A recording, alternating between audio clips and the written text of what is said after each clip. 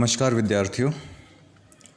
राजकीय स्नातकोत्तर महाविद्यालय देवली के YouTube चैनल पर आप सबका स्वागत है। पिछले कालांश में हमने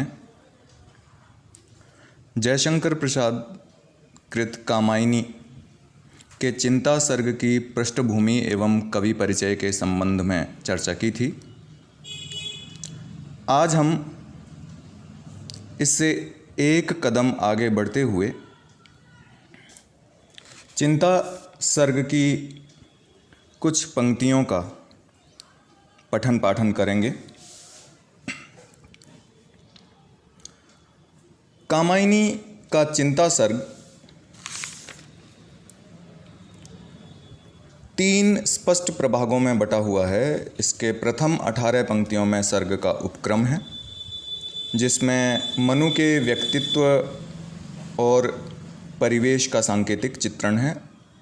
अंतिम 8 पंक्तियों में उपसंहार की निबंधना की गई है, जो प्रलय की प्रभावान्विति एवं आगामी विषय वस्तु की सूचना का निदर्शक है।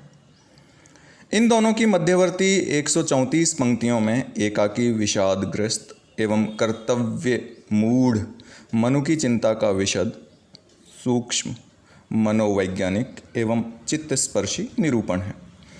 तो हम सर्वप्रथम इस सर्ग के प्रथम प्रभाग की प्रथम 18 पंक्तियों में से कुछ पंक्तियों का अध्ययन करेंगे। चिंता सर्ग के कुछ पंक्तियों का सस्वर पाठ मैं कर रहा हूँ। आप ध्यानपूर्वक सुनकर उसका जितना भी अर्थ आपके समझ आए, जितने भी कठिन शब्दों का अर्थ आपके समझ में आए, उसे हृदयंगम करने का प्रयास करें। साथ ही सस्वर वाचन का आनंद भी लें। हिमगिरि के उत्तुंग शिखर पर, हिमगिरि के उत्तुंग शिखर पर बैठ शिला की शीतल छाह, एक पुरुष भीगे नयनों से देख रहा था प्रलय प्रवाह। नीचे जल था ऊपर हिम था, नीचे जल था ऊपर हिम था, एक तरल था एक सघन, एक तत्व की ही प्रधानता, कहो उसे जड़ या चेतन। दूर दूर तक विस्तृत था हिम, दूर दूर तक विस्तृत था हिम, स्तब्ध सी के हृदय समान, नीरवता सी शिला चरण से टकराता फिरता पवमान। हम इस सर्ग की प्रथम 2 पंक्तियों का आज पठन पाठन करेंगे। प्रथम 2 पंक्तियां, जैसे कि आपने सस्वर वाचन के दौरान सुना, हिमगिरि से प्रारंभ होकर प्रलय प्रवाह तक हैं। इन प्रथम 2 पंक्तियों में जो कठिन शब्द आए हैं, आइए उनको जान लेते हैं। ये आपके लिए उपयोगी रहेगा। हिमगिरि से तो आप परिचित हैं। हिमगिरि का अर्थ हिमालय पर्वत से है। उत्तुंग शिखर का अर्थ है ऊंची चोटी। उत्तुंग का अर्थ ऊंची, शिखर का अर्थ चोटी, पहाड़ की ऊंची चोटी, हिमालय पर्वत की एक ऊंची चोटी। वह ध्यान रखें कि यह सर्वोच्च चोटी नहीं है। हिमालय पर्वत श्रृंखला में से कोई एक पहाड़ है, पर्वत है, जो हिमालय पर्वत श्रृंखला का ही भाग है, उसकी ऊंची चोटी की बात की जा रही है। शिला, शिला का अर्थ अधिकतर विद्यार्थियों को प्रायः पता रहता है। शिला का अर्थ है चट्टान। शीतल शब्द आया है, सब जानते हैं। शीतल का अर्थ ठंडा या ठंडी के अर्थ में होता है। यहाँ संभवतः उसका लक्ष्यार्थ ग्रहण करने का प्रयास किया गया है एवं उसे शांतिप्रद के अर्थ में ग्रहण किया गया है। शीतल अर्थात शांतिप्रद। ठंडा भी, जैसे ग्रीष्म काल में ठंडा भी शांतिप्रद होता ही है। शब्द आया है छाह, जो छाया का वाचक है, और इसका लक्ष्यार्थ अगर लिया जाए तो आश्रय। ग्रीष्म काल में जब गर्मी ज़्यादा सताती है तो व्यक्ति ऐसा आसरा, ऐसा आश्रय खोजता है जहाँ छाया हो। तो यहाँ छाह का लक्ष्यार्थ लिया गया है आश्रय। शब्द आया है एक, विद्यार्थी आश्चर्यचकित हो सकते हैं कि एक का शब्दार्थ लिखने का क्या अर्थ था, लेकिन प्रत्येक वस्तु का, प्रत्येक शब्द का एक उद्देश्य होता है। यहाँ एक जहाँ संख्यावाचक है, वहीं इसका अन्य अर्थ कोई से लिया गया है, क्योंकि इस समय तक स्पष्ट नहीं हुआ है कि हिमगिरी के उत्तुंग शिखर पर जो व्यक्ति बैठा है वह कौन है। हम जानते हैं यद्यपि इसी पृष्ठभूमि के कारण कि वह मनु है, लेकिन कवि ने अभी तक उनका परिचय नहीं दिया है, इसलिए यहाँ कोई शब्द का प्रयोग, एक शब्द के अर्थ में कोई शब्द का प्रयोग हम कर सकते हैं। पुरुष का साधारण शब्दार्थ जो होता है वो नर होता है, व्यक्ति होता है। जीव से भी यहाँ अर्थ लिया गया है। वही नितांत अपरिचित परिस्थितियाँ हैं, परिचय प्राप्त नहीं है नायक का, इसलिए भीगे नयनों से, गीली आँखों से, अश्रुयुक्त आँखों से, आँखों में आंसू हैं।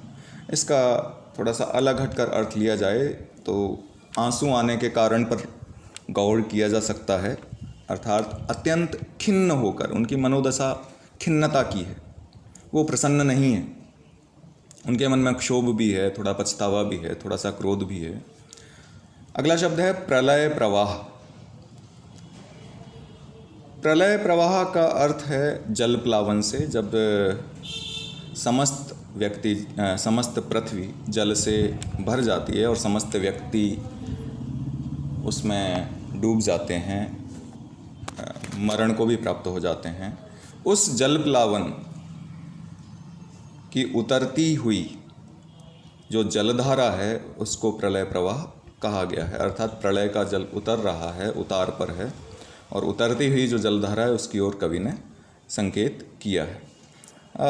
इसके पश्चात हम देखते हैं कि इस पद्यावतरण का, इन दो पंक्तियों का जो प्रसंग है उसमें क्या क्या तथ्य समाहित किए जा सकते हैं। सर्वप्रथम कवि का नाम आता है, आपको मालूम ही है, छायावाद के प्रमुख आधार स्तंभ जयशंकर प्रसाद द्वारा रचित हैं ये पंक्तियाँ। ग्रंथ कामायनी है और कामायनी के अंतर्गत उसका प्रथम सर्ग चिंता सर्ग है ये, और चिंता सर्ग की प्रारंभिक दो पंक्तियां हमने आज पठन पाठन के लिए ली हैं। संदर्भ है कि हिमालय की ऊंची चोटी पर, सबसे ऊंची चोटी पर नहीं, हिमालय की किसी ऊंची चोटी पर जल प्रलय के बाद बैठे हुए मनु अत्यंत खिन्न होकर जल प्रलय के उतरते हुए जल प्रवाह को देख रहे हैं, सोच रहे हैं और देख भी रहे हैं। तो अब हम आते हैं इन दो पंक्तियों की व्याख्या पर। कठिन शब्द हमने जान लिए, प्रसंग हमने जान लिया, संदर्भ हमने जान लिया। अब देखते हैं कि इसकी जो सहज सरल व्याख्या क्या हो सकती है। दो पंक्तियां हैं। हिमगिरी के उत्तुंग शिखर पर बैठ शिला की शीतल छाह, एक पुरुष भीगे नयनों से देख रहा था प्रलय प्रवाह। हिमगिरी के उत्तुंग शिखर पर, अर्थात हिमालय की ऊंची चोटी पर बैठ शिला की शीतल छाह, शिला की, चट्टान की छाया में, अर्थात चट्टान का आश्रय लेकर एक पुरुष भीगे नयनों से देख रहा था प्रलय प्रवाह। एक पुरुष बड़े शांत भाव से बैठा हुआ था। वह गीली आँखों से, वह आंसू भरी आँखों से अत्यंत खिन्न होकर प्रलय की उतरती हुई जलधारा को देख रहा था।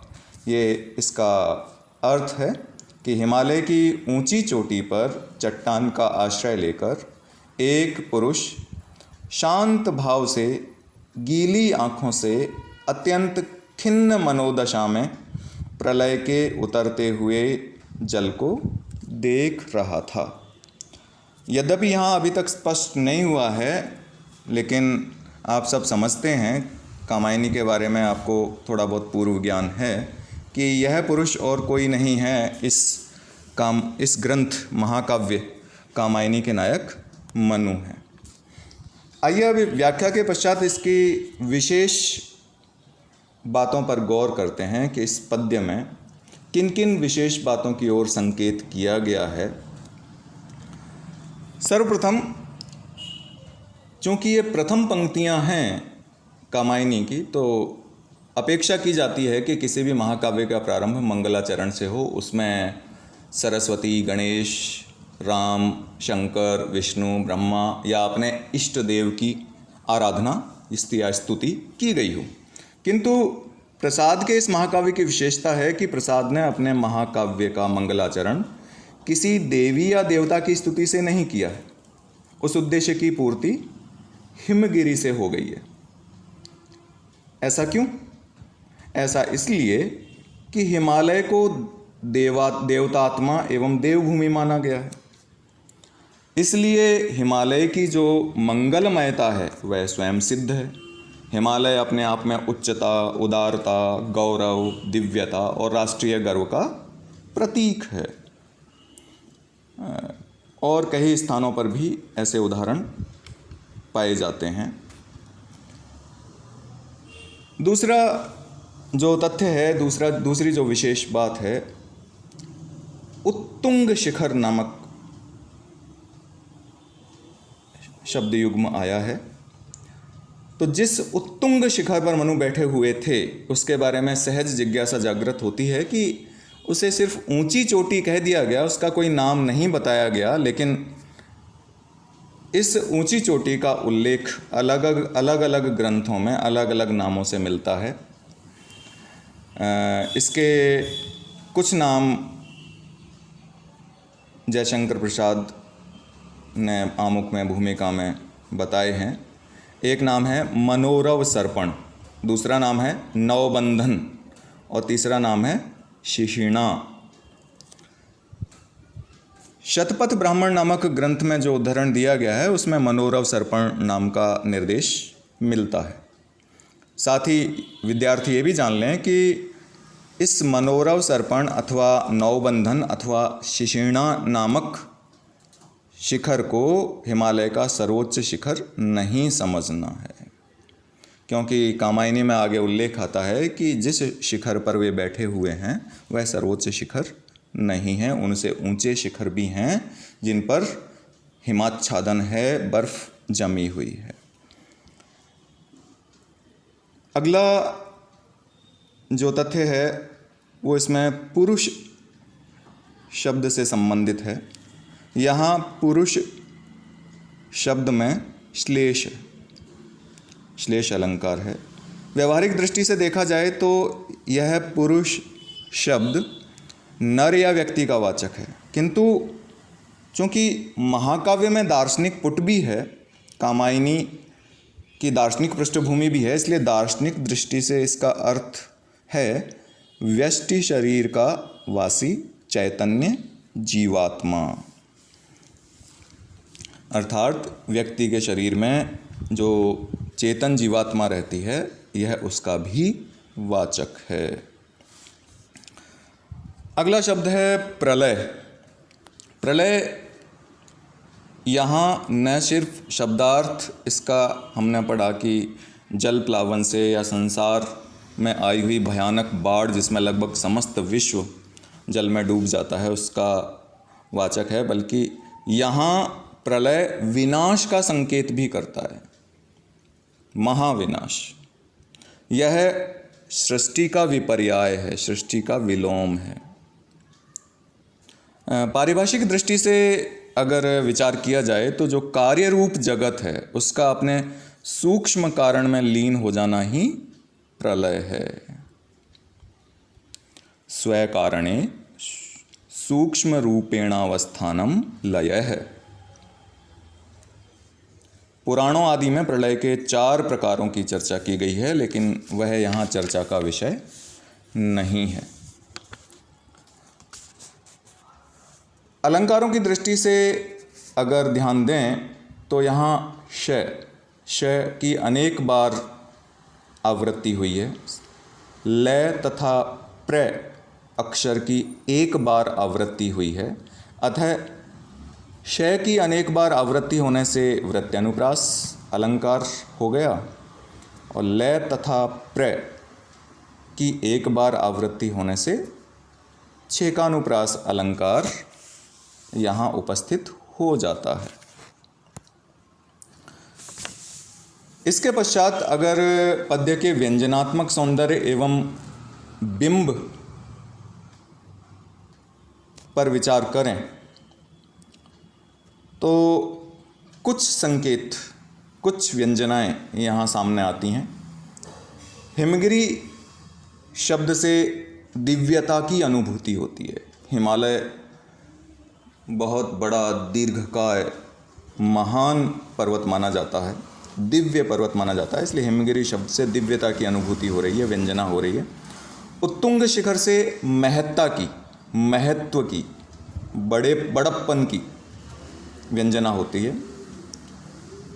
शिला नाम जहाँ आता है वहीं ये द्योतित होता है कि दृढ़ सुरक्षा की बात की जाती है, अर्थात मनु अगर शिला के आश्रय में बैठे हुए हैं तो वह एक दृढ़ सुरक्षा में बैठे हुए हैं, दृढ़ सुरक्षा घेरा उनके आसपास है, वे सुरक्षित हैं।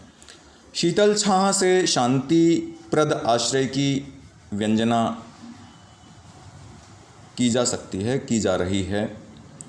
पुरुष से संसारी जीव की और भीगे नयनों से मनु की शोकानुभूति की अनुभूति होती है कि भीगे नयन है, इसका अर्थ है कि मनु के मन में शोक है, वो शोक का अनुभव कर रहे हैं, इसलिए उनके नयन भीगे हुए हैं।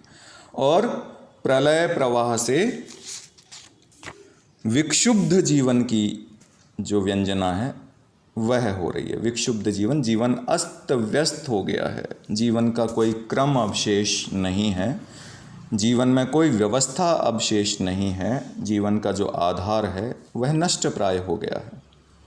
साथ ही इस पद्य में शब्दों के माध्यम से एक दृश्य की रचना कर दी गई है, चित्र की रचना कर दी गई है। जहाँ ऐसा प्रभाव उत्पन्न हो जाता है वहाँ चित्रात्मक बिंब मान लिया जाता है। इस पद्य का जो चित्रात्मक बिंब है या जो चित्रात्मक बिंब विधान है वह मनोहारी है, मन को हर लेने वाला है, अत्यंत सुंदर है। तो यह आपके विशेष या टिप्पणी से संबंधित तथ्य हो गए जिन्हें आप भली भांति स्मरण रखें और जहाँ परीक्षा में आवश्यकता पड़े तो परीक्षा में इनको अवश्य अपनी उत्तर पुस्तिका में अंकित करें ताकि आपके अच्छे से अच्छे अंक आ पाएँ। और अब बारी है गृह कार्य की। आज के गृह कार्य में एक साधारण सा प्रश्न आपको हल करना है कि मनु जिस उत्तुंग शिखर पर बैठे हुए थे उसके अलग अलग नामों का उल्लेख कीजिए।